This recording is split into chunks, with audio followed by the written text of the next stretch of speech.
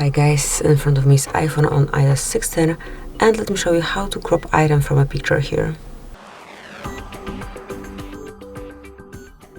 So if you wish to crop some detail from a picture, you need to open Photos and this particular picture, for example this one, and now smoothly hold it for a sec. As you can see, here it is. Now you can also copy it if you want. And now let's open, for example, Messages, tap on a new one, and you can enter it right here. Then smoothly send it.